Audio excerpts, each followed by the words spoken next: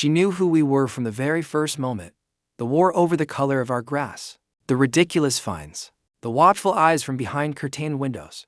It was all elaborately staged theater. Eleanor Vance didn't care about community standards. She didn't want our compliance. She wanted revenge for her father, the crime boss my wife, and I had put in a federal penitentiary. 8 years ago, she had been waiting. And when we, in our fatal ignorance, moved into her neighborhood, her play of vengeance officially began. But to understand the cold, calculated cruelty in her every move, you have to go back to the beginning. Back to that fateful day 3 months ago, when we drove through the wrought iron gates of Serenity Creek Estates, believing we had found paradise. My family had been in our new home for just 3 weeks, filled with hope for a fresh start in the suburbs. My wife, Sarah, and I were tired of the city and the high-stress demands of our jobs. We wanted a safe haven for our two boys, 12-year-old Max and 10-year-old Leo. A place with clean streets for them to ride their bikes, good schools, and where the biggest problem of the day was choosing between vanilla and chocolate ice cream at a community barbecue. Serenity Creek Estates seemed to tick every box. The lawns were obsessively manicured, every blade of grass seeming to adhere to a regulated height. The mailboxes were identical, standing in a line as straight as a military honor guard. The houses were painted in pleasant, neutral tones that created a harmonious, almost surreal landscape. It was the suburban dream in a perfect package. And we bought it hook, line, and sinker. In hindsight, that very perfection should have been the first red flag. My job and Sarah's allowed us to work from home most of the time, a situation that required a level of privacy we couldn't exactly explain to nosy neighbors. We just said we were data analysts, a vague enough title to discourage questions. We unpacked, settled in. The boys made friends and explored their new territory. Sarah started a morning jogging routine along the tree-lined paths. Everything felt almost unnervingly peaceful. And then we met Eleanor Vance. She was the president of the Homeowners Association, the HOA. Eleanor appeared at our doorstep on a Saturday afternoon with a basket of muffins and a smile that I now recognized was as sharp as a scalpel. She had perfect blonde hair pulled into a flawless bun and wore a crisp polo shirt and khaki pants. She looked like she'd walked right out of a catalog for idyllic suburban living. "Welcome to Serenity Creek," she said, her voice honey-sweet, but with a hidden edge of steel. "I'm Eleanor Vance. I help keep things running smoothly around here." The way she scanned our property wasn't like a friendly neighbor. It was an inspection, a cold appraisal. But we were so desperate for normalcy that we brushed it off. We thanked her for the muffins, exchanged pleasantries, and closed the door, completely unaware that we had just officially entered her crosshairs. The first letter arrived exactly 1 week later. It wasn't mailed. It was tucked neatly under the windshield wiper of my car, enclosed in a stately, cream-colored envelope. Inside was not a letter of welcome. It was an official notice of violation. I figured it was for leaving our trash cans out too long or something minor. But no, our violation, according to this professionally printed document, was long coloration non-compliant with community-mandated sage green hue, color code #B2AC88, per Serenity Creek bylaws, Article 7, Section 4. I read that line over and over, certain it had to be a joke. Sage green hue? Attached was a photograph of our lawn with a color swatch held next to it for comparison, along with a fine for $250. The language was sterile and legalistic, as if we had committed a federal crime. "Can you believe this?" I asked Sarah, showing her the letter. She frowned. "Sage green, our lawn is green, just like every other lawn." That night, I actually went outside with a flashlight, knelt down, and stared at my own grass. It was green. Maybe a richer green than our neighbors after a week of rain. But it was hardly a color that warranted a fine. The whole thing was absurd. But, being the new guys and not wanting to make waves, I decided on some malicious compliance. That weekend, I went to the hardware store, found the exact paint code #B2AC88, bought a small can of spray paint, and painted a few sage green tufts in a hidden corner of the lawn. It was a childish move, but it made me feel better. I paid the fine, figuring that would be the end of it. I was wrong. 3 days later, another letter. This one was taped to our front door. Second violation, unprofessional attempt to conceal initial violation. The fine was doubled to $500. Attached was a close-up, high-resolution photo of my paint job. Someone had been trespassing on my property. That's when the unease started to creep in. This wasn't a joke anymore. Sarah looked at me, her expression serious. "Alex, something is wrong here. This isn't normal." She was right. That evening, While working in my home office, I glanced out the window. Under the dim glow of a streetlight, I saw a figure moving in my neighbor's yard across the street. It was Eleanor Vance. She wasn't just on a stroll. She was holding what looked like professional equipment, raising it in the direction of our house. It looked like a camera with a powerful telephoto lens. She was conducting surveillance on us. Systematically, professionally, a cold dread washed over me. This wasn't an overzealous Hoa president. This was something else entirely. And we, with all our training and experience, were the unsuspecting targets, or at least, that's what she thought. That night, I couldn't sleep. The image of Eleanor Vance with that telephoto lens played on a loop in my mind. That wasn't the action of a nosy neighbor, or even a fanatical Hoa president. That was tradecraft. She wasn't just observing, she was gathering intelligence. She knew how to maintain distance, use the shadows, and cover her angles. I whispered to Sarah as we lay in bed, staring at the dark ceiling. She's no amateur. Sarah turned to face me, her features set and serious in the dim glow of the alarm clock. I know, the way she talks, the way she moves, it's too methodical. She's testing us, Alex. She's probing, waiting to see how we'll react. We had faced every type of criminal in our careers, from slick financial fraudsters to ruthless cartel leaders, but we had never faced a threat right on our doorstep, one hidden behind a neighborly smile and a basket of muffins. The number one rule of our work was to never, ever break cover. We decided we would continue to play the part of a normal, suburban family, complying reluctantly with her rules just to see how far Eleanor would go. We wanted her to show her full hand, and she did not disappoint. The next 2 weeks were a masterclass in calculated psychological warfare, disguised as a series of increasingly absurd HOA violations. First came the issue of the ancient oak tree in our front yard. One morning, we received in a mail from Eleanor with the subject line, "Urgent violation, spectral imbalance." The email, written like a scientific dissertation, claimed that the shadow from our oak tree, which fell across her flower beds between the hours of 3 and 5 p.m., was altering the natural light spectrum and causing emotional trauma to reprise winning. Pansies. The demand: have the tree immediately pruned according to a complex attached diagram, or face a daily fine of $1,000. Emotional trauma for flowers.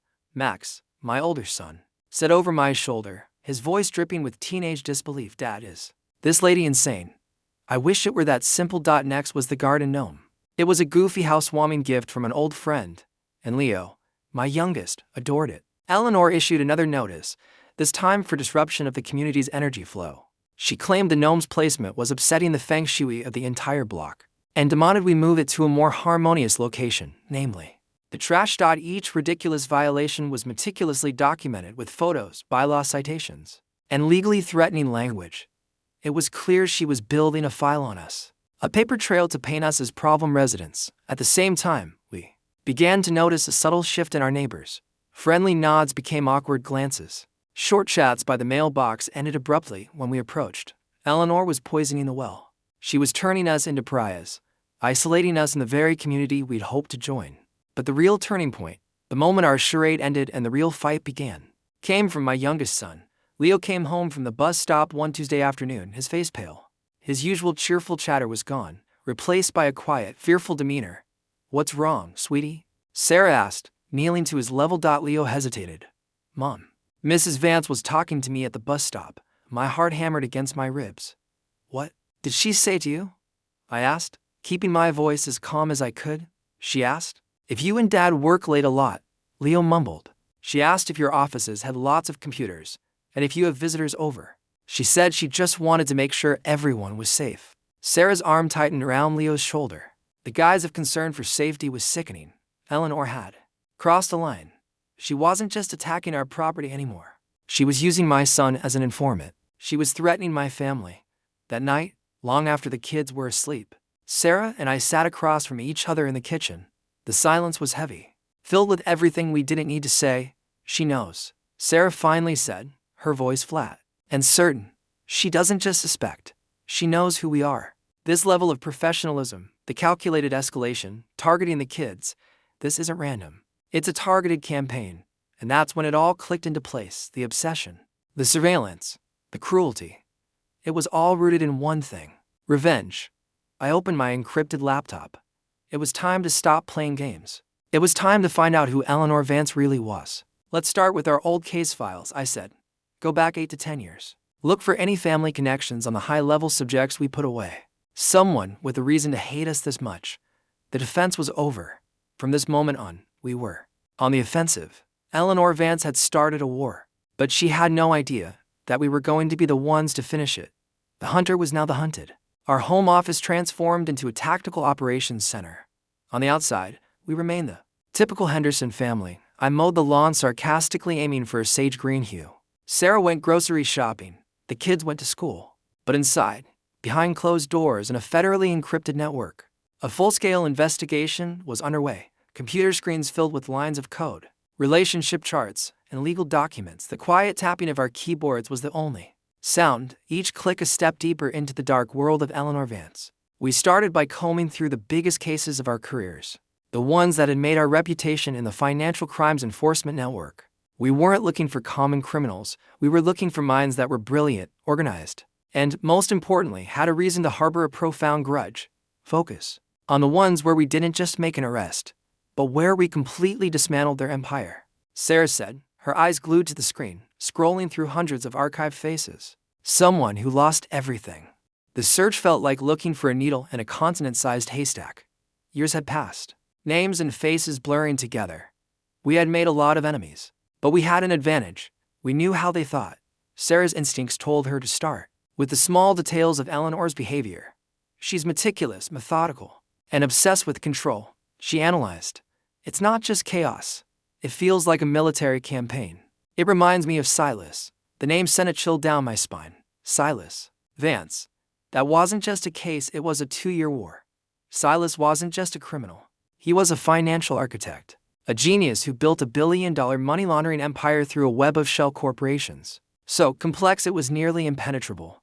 He was ruthless, arrogant, and he condescended to us right up until the very end. We didn't just catch him, we took his masterpiece apart piece by piece. Did Silas have a family? I asked, my heart picking up its pace. I pulled up the Silas Vance case file. The old, digitized documents filled the screen, and there it was, in the personal details section. Under known relatives, daughter, Eleanor Vance, status, whereabouts, unknown after father's conviction. Attached was a profile picture. A young woman in her early 20s, with dark hair and a defiant look in her eyes that was identical to her father's. The girl in the photo wasn't a perfect match for the Eleanor of today. The hair was now blonde, the style had changed, and the years had added a hard set to her features. But the eyes, those cold, calculating eyes, were unmistakable. Run facial recognition, I said quietly. Sarah nodded, her fingers flying across the keyboard. The software word to life, comparing millions of data points between the old photo of Eleonora and the surveillance stills we had surreptitiously taken of Eleanor. A few seconds later, a result flashed on the screen. Green dot 97.8% match confirmed. The room felt silent. We'd found her. Eleanor Vance was Eleonora Vance. She hadn't even bothered to change her last name, an act of supreme arrogance, a belief that no one would ever find her. Everything suddenly made perfect, terrifying sense. The sage green grass, the oak tree's shadow, the garden gnome, they weren't random violations. They were bespoke psychological tortures. Her father, Silas Vance, had been famous for using minutiae and nonsensical rules to terrorize his partners and enemies, breaking their will before delivering the final blow. His daughter had learned her lessons well. She's not just getting revenge, I said, a wave of nausea rising in my throat. She's recreating her father's playbook. And we're the stars of the show. But knowing who she was only the first step. Now we needed to know what she was doing. Had she followed in her father's footsteps? Our investigation shifted into a new phase. We started a deep dive into the public records of Serenity Creek Estates, maintenance contracts, Hoa financial statements, property records. On the surface, everything looked clean. But we knew where to look. We found that the landscaping company, the roofing contractor, and even the waste disposal service were all recently formed LLCs. All of them listed the same P.O. box as their address, and all of them were charging 30 to 40% above market rate for their services. The residents' Hoa fees were being funneled into a network of phantom companies. And then we found the most alarming pattern. In the 3 years Eleanor had been president, her families had sold their homes and left the neighborhood.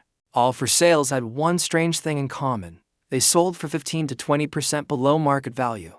In quick, all-cash deals. The buyer in all four cases, a real estate firm called SV Holdings, SV Silas Vance. My blood ran cold. Eleanor wasn't just embezzling HOA fees. She was running her father's exact playbook, harassing and intimidating homeowners until they were forced to sell their assets at a fraction of their worth, then profiting from their misery. Serenity Creek Estates wasn't a community. It was her hunting ground. She rebuilt her father's empire, right under everyone's noses, Sarah whispered, awe and disgust in her voice. But this scale, it's too big for one person. She has to have help. Sarah was right. The sophistication of the shell corporations and real estate transactions suggested another professional mind at work, and Eleanor's surveillance skills. They were polished. She had to have an accomplice. Someone with training, skills, and maybe a shared background in law enforcement. Our investigation had just opened a new, far more frightening door. We weren't just up against a criminal's vengeful daughter anymore. We were up against an organization. Discovering Eleanor's identity changed the entire game. We were no longer victims of petty harassment. We were in a personal war with the daughter of one of the most dangerous adversaries we had ever faced, and she had a partner.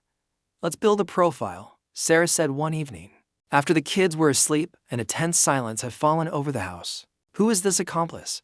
Based on what we've seen, he has to be a professional. We listed the skills: expertise in electronic and physical surveillance, deep knowledge of creating and hiding shell corporations, the ability to operate in the shadows without leaving a trace, and a certain ruthlessness to terrorize innocent families. This isn't a standard lawyer or accountant, I concluded. This is someone with training. Police, military, or one of us. The thought was chilling. The possibility of a rogue former federal agent helping Eleanor made everything exponentially more dangerous. Someone like that would know exactly how we think, how we operate, and how to stay one step ahead. While we quietly hunted this ghost through our secure channels, Eleanor seemed to sense a shift. We no longer reacted to her provocations. We paid the fines on time, quietly pruned the oak tree to her ludicrous specifications, and moved the garden gnome. Our silent compliance seemed to unnerve her more than defiance ever could. She wanted a fight, and we were refusing to engage on her terms. So, she decided to escalate. One morning, as Sarah was on her jog, a golf cart silently pulled up beside her. Eleanor was at the wheel, wearing designer sunglasses and an icy smile. Good morning, Sarah, she said, her voice like honey laced with venom. Just making sure you're enjoying our community's amenities. And of course, staying on the designated pedestrian paths. Sarah slowed to a stop, her breathing even. Thanks, Eleanor. I always try to follow the rules. I know you do, Eleanor said, tilting her head.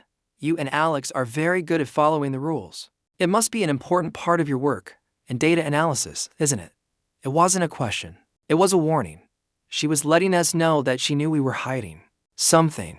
The standoff ended as Sarah simply nodded and resumed her run, leaving Eleanor alone with her triumphant smile slowly fading.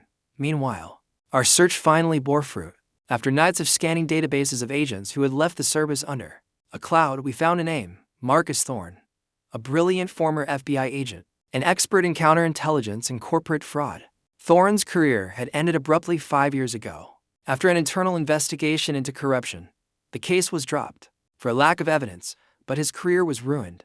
He took early retirement and vanished. And then we found the link. Marcus Thorne's name appeared as a signatory on one of Eleanor's earliest shell corporations, a rare mistake made before they learned to cover their tracks more carefully. We pulled up a bank surveillance photo from a nearby city, dated 6 months prior. Eleanor was at a cafe.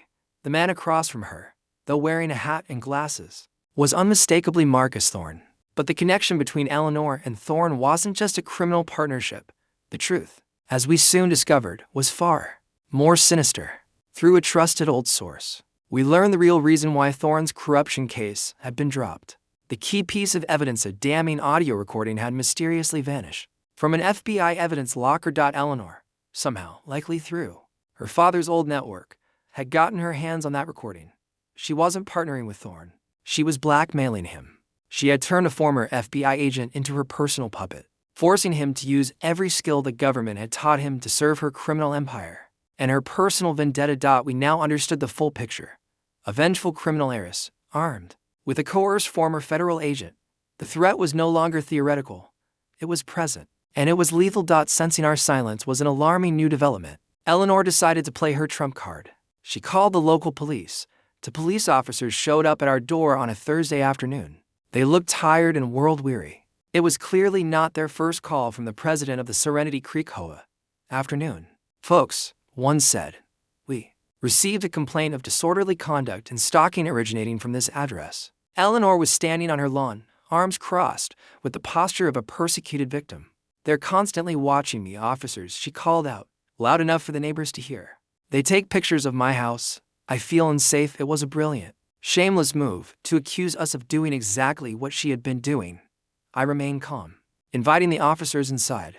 Officers, we're a quiet family. I believe there's been a profound misunderstanding. In fact, we're the ones being harassed. I presented them with a thin folder, not our real investigation, but a carefully curated log of the absurd violation. Notices and the times we had documented Eleanor lurking around our property. The older officer sighed. He glanced at Eleanor, then back at us. Mr. Henderson, we'll take your statement, but this is a civil Hoa matter. Unless there's a direct threat, our hands are tied. As they were leaving, the younger officer's gaze drifted to our half-open garage. He saw our cars, and on the windshields, catching the afternoon sun, were the small parking decals we'd forgotten to remove, the ones for the federal building downtown. He didn't say anything, but I saw the flash of recognition in his eyes. He looked at me, then at Sarah, and gave a nearly imperceptible nod. They knew we weren't just average suburbanites. After the police left, Eleanor stared at us from across the street, her confidence gone, replaced by suspicion and rage. Her move had failed. She had openly declared war. That night, the tension in our house was thick enough to cut with a knife. She's not going to stop, Sarah said. She knows she's losing control. People like her are most dangerous when they're cornered. She was right. The time for passive investigation was over. We had all the pieces: Eleanor's motive, her criminal network, and her blackmailed puppet. It was time to stop gathering intel and start setting a trap. It was time to use Eleanor's own stage to bring down the curtain on her, once and for all. Our plan was simple and audacious. We would use Eleanor's own weapons against her. She loved community meetings, grandstanding, and public humiliation. We were going to give her the biggest stage she'd ever had.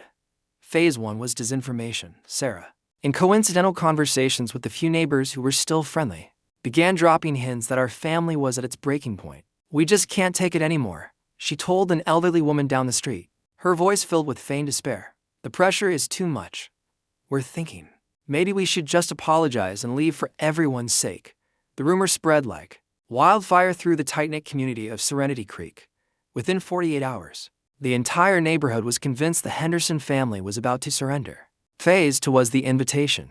We sent a community-wide email, announcing a special community meeting on Saturday night at the clubhouse. The subject, an explanation and a farewell. We promised to publicly clarify all misunderstandings and accept full responsibility before our move. It was irresistible bait for an ego like Eleanor's. She would never miss the chance to watch her enemies publicly disgraced. She and her accomplice would be in the front row. On Saturday night, the clubhouse was packed. The air was thick with curiosity and tension. Eleanor and Marcus Thorne sat in the very first row, their expressions a mixture of smug satisfaction and contempt. Eleanor even wore a crimson power suit, as if she were there to accept an award. Sarah and I walked onto the stage. Instead of looking defeated, we were perfectly calm. I held a presentation remote. Thank you all for coming, I began. As promised, we're here to set the record straight. I clicked the remote. The large screen behind us lit up. But instead of a letter of apology, it showed the old profile picture of a man, Silas Vance. A hush fell over the room. I saw Eleanor physically stiffen. The smile on her face froze. Our story doesn't begin with a sage green lawn, Sarah said, her voice clear and strong, echoing through the hall. It begins here, with this man, a financial crime lord convicted 8 years ago. I clicked again. The old photo of Eleanor Vance appeared next to her father's. A collective gasp went through the room. And with his daughter, I said, who stalked us, terrorized us, and rebuilt her father's criminal empire right here, in our community. The next slide, a flowchart of the shell corporations. The inflated invoices, the shady real estate deals. Click after click. Each one was a hammer blow to Eleanor's facade. We showed the bank statements of Hoa fees being funneled into SV Holdings. We showed testimony from families who had been forced out of their homes in other states. She didn't work alone, Sarah said, and the bank security camera photo of Marcus Thorne filled the screen. She had help from Marcus Thorne, a disgraced ex-FBI agent, blackmailed into being the architect of her schemes. Marcus Thorne's face went white as a sheet. Eleanor shot to her feet. Lies. This is all lies," she shrieked, her composure finally cracking to reveal the wild rage beneath. "This family are the criminals. They infiltrated our community. You're right about one thing." "Eleanor," I said, looking her dead in the eye, "we aren't data analysts." "In perfect sake," Sarah and I pulled out our credentials and held them high. The stage lights glinted off the golden badges. "Special Agent Alex Henderson, Homeland Security. And this is my partner, Special Agent Sarah Henderson. And you, Eleanor Vance, are under arrest for racketeering, money laundering, extortion, and conspiracy against the United States of America." On cue, every single door to the clubhouse burst open. Our colleagues, dressed in tactical gear, swarmed in with swift, silent efficiency. The stunned neighbors recoiled in their seats as federal agents moved down the aisles, apprehending Eleanor, Thorne, and to other known associates who had been planted in the crowd. The entire takedown took less than a minute. There was no chaos, only cold precision. As they cuffed Eleanor and led her away, she turned to look at us, her eyes burning with pure hatred. "You'll never win," she hissed. Sarah stepped forward, her voice just loud enough for everyone to hear. "We already have. Your network in 5 states was taken down simultaneously tonight. 18 arrests have been made. All illegal assets have been frozen. Your father's empire and yours are finished, this time for good." When the sun rose the next day, Serenity Creek Estates was a different place. News vans lined the streets. Neighbors gathered in small, hushed groups, their expressions not of suspicion, but of awe and gratitude. Eleanor Vance and Marcus Thorne took plea bargains to avoid a lengthy trial. She was sentenced to 30 years in a federal prison. All of the embezzled HOA funds were recovered and returned to the community. A month later, our lives finally found their normal. Max and Leo rode their bikes on safe streets. Sarah resumed her morning jogs, this time with a true sense of freedom. A new HOA board, made up of decent neighbors, was elected. The first rule they repealed, Article 7, Section 4, the mandate for sage green grass. Every now and then, I still go outside and look at my lawn. It's a vibrant, living, and perfectly imperfect shade of green, and every time I do, I smile, because sometimes justice isn't some grand, thundering event. Sometimes it's just the right to live in peace on a lawn that's allowed to be green. 2 years passed. Serenity Creek Estates finally lived up to its name, serene. The HOA meetings were now about planning community barbecues and deciding which flowers to plant at the entrance. The kids were older, and our lives had settled into a comfortable, suburban rhythm. The Eleanor Vance case had become an old war story, a memory of the job we had put behind us. We believed we had one until one rainy Tuesday evening. I was helping Leo with his homework when Sarah's phone rang. It was an encrypted number, one we never wanted to receive. She walked into the office and closed the door. 5 minutes later, she emerged, the color drained from her face. "Alex," she said, her voice terrifyingly calm. "Turn on the news. National channel." I flipped on the TV. The emergency banner was already crawling across the bottom of the screen, under a picture of a maximum security federal prison. It made Eleanor Vance missing, presumed escaped. The news report was stunning. It wasn't a violent breakout. No walls were breached, no guards assaulted. During a transfer to a hospital for an emergency medical treatment, a perfectly feigned heart attack, the transport vehicle was intercepted. There were no gunshots, no violence. The transport agents were simply neutralized with anesthetic gas. When they woke up, Eleanor Vance was gone. The entire operation was executed with surgical precision, professional. While Dash funded her father's network, or what remained of it, was still loyal. That night, our house no longer felt like a sanctuary. Every creak of the floorboards, every shadow that flickered past the window, put us on edge. She was out, and we knew, with a cold, absolute certainty, that she wasn't fleeing to a country with no extradition treaty. She wouldn't hide. Revenge was all she had left. Our peaceful life was over. It had just been an intermission. We were agents again, checking our security systems, planning for contingencies, and looking at our neighbors with a renewed sense of suspicion. Who could be her eyes and ears? A week later, a letter arrived. It had no return address. Placed neatly on our doorstep. Inside, there was no threat, no message at all, just a single, small color swatch, the kind you get at a paint store. It featured one color, a familiar, haunting shade of grayish-green. Printed neatly below it was a code #B to AC88. She was sending a message. The game wasn't over. It was just starting again. And this time, there would be no rules.